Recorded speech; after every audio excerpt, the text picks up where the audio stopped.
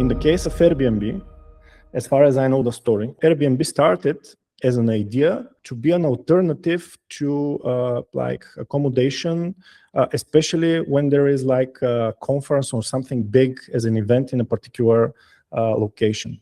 And so the founders of Airbnb actually went ahead and pitched their idea to investors. Hey, listen, we will introduce a platform that will enable people to lend their sofas to strangers and let them sleep in their house.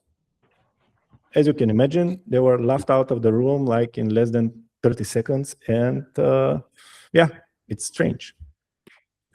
But what they did, they actually create an experiment where they said, you know what? We're offering our sofas. And the data showed that people actually wanted to do it.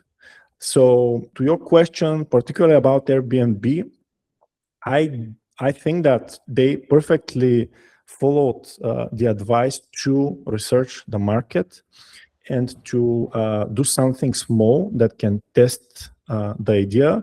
And they did it in the cheapest possible way, which is different than building an MVP in the sense of minimal viable product. From that aspect, I think the Airbnb guys were like just testing their the highest risk hypothesis. And when they got back with this data that showed that it works, then nobody cared that this sounded strange because there was proof that it worked. If you think about how they started, like Airbnb, the guys actually observed very specific pattern.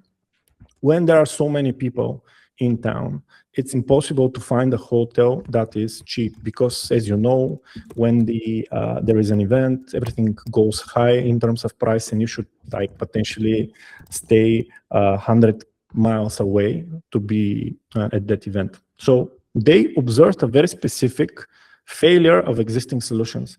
In the context of Dropbox, it was the same.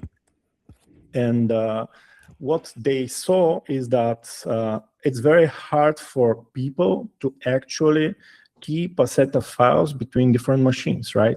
I mean, I have my laptop, I have my computer, probably at some point my phone, but in order to share them, the only solution was either to be part of one and the same private network or virtual private network, or email them, or a bunch of other workarounds.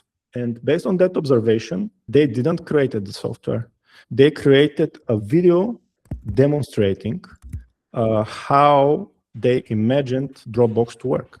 It was a prototype or a mock-up that just showed the process. And they were very, very successful with that, because at the second they shared it on YouTube, it became, as I know, viral. And this is how they tested their idea.